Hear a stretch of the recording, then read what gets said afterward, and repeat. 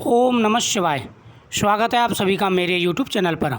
मैं हरिओम शर्मा आज आपको भाद्रपद मास की सुंदर कथा सुना रहा हूँ। शिव भक्त कंडप की कथा।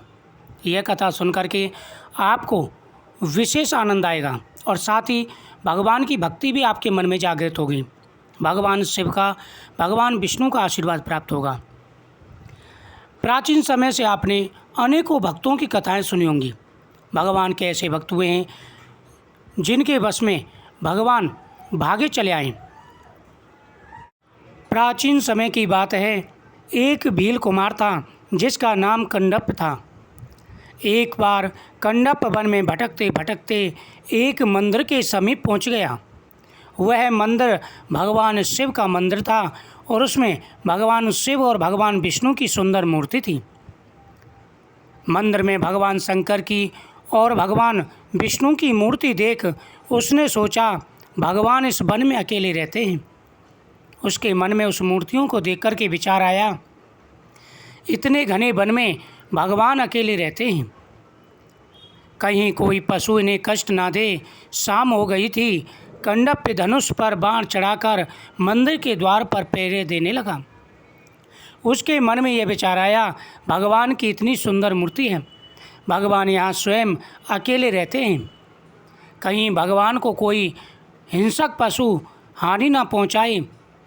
ऐसा मन में विचार कर वह कंडप धनुष पर बाण चढ़ा कर के भगवान के मंदिर के मेन दरवाजे पर पहरा देने लगा। कंडप पहरा देने लगा। सवेरा होने पर उसे भगवान की पूजा करने का विचार आया, किंतु वह पूजा करने का तरीका नहीं जानता था। जब पूरी रात उसने पहरा दिया, सुबह हुई, उसने कहा कि मुझे भगवान की पूजा करनी चाहिए, लेकिन वह पूजा की विधि नहीं जानता था। वह उस वन में गया, पशु मारे और आग में उनका मांस भून लिया। मधुमक्खियों का छत्ता तोड़कर शहद निकाला। एक दोने में शहद और मांस लेकर कुछ पुष्प तोड़कर और नदी का जल मुंह में भरकर मंदिर पहुंच गया।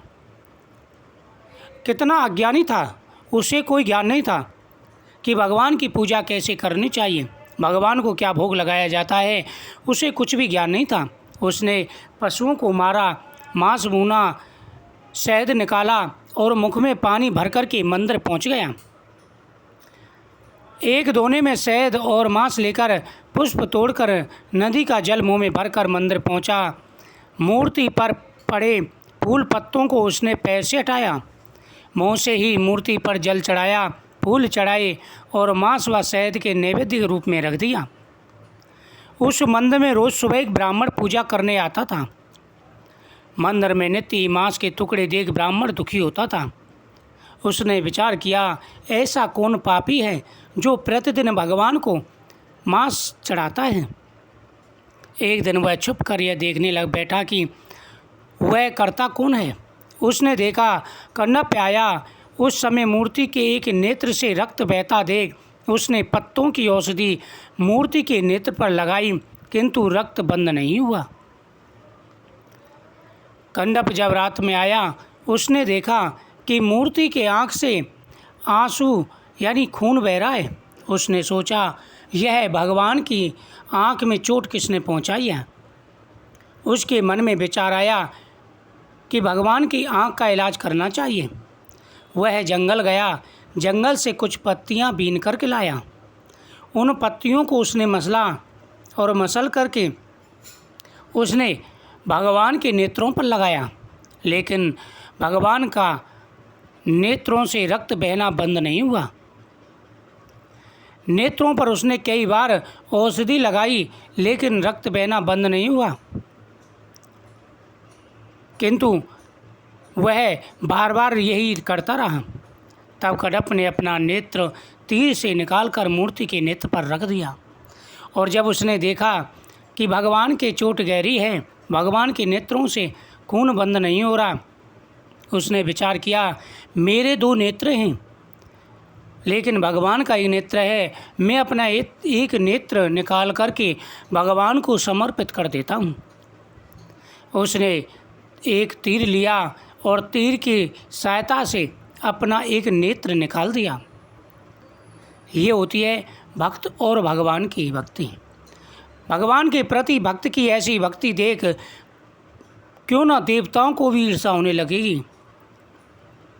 इस प्रकार से उन्होंने अपना एक नेत्र निकाला और नेत्र निकाल करके भगवान को समर्पित कर दिया। भगवान की आँख से रक्त बहना बंद हो गया।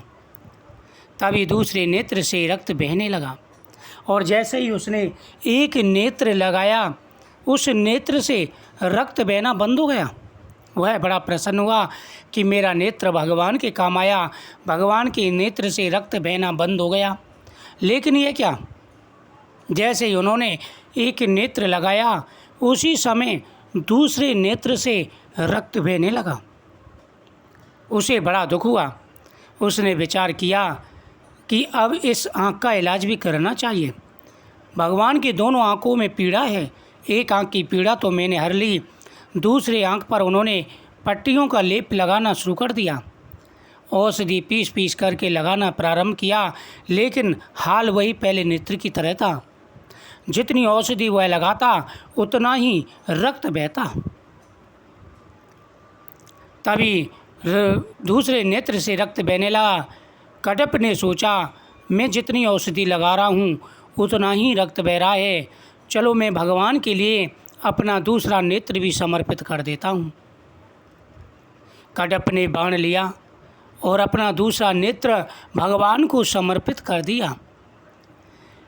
इतनी भक्ति देख कर के भगवान का सिंहासन डोलने लगा। देवता भयभीत हो गए कि इस भक्त की देख कर के भगवान कोई वरदान इसको ना दे दें। देवराज इंद्र घबराने लगे।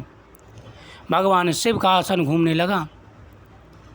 तभी भगवान शिव शंकर वहाँ पर प्रकट हुए और कटप को हृदय से लगाते हुए उनकी नेत्र ज्योति लौटा दी और कहने लगे कि हे कटप, तू मेरा सबसे बड़ा भक्त है। तेरी भक्ति के आगे सभी की भक्ति तुच्छ है। फल फूल पत्र तो सभी मुझे प्रेम से चढ़ाते हैं, लेकिन तूने तो अपना जीने का सहारा जीवन की नेत्री ही, जीवन की ज्योति मुझे समर्पित कर दी। हे कटप, तुम्हारे बराबर भक्त ना हुआ, ना ही कोई होगा। इसी प्रकार से उन्होंने उसकी नेत्र ज्योति लौटा दी और ब्राह्मण से कहा, मुझे पूजा पद्धति नहीं, संपूर्ण श्रद्धा भाव चाहिए।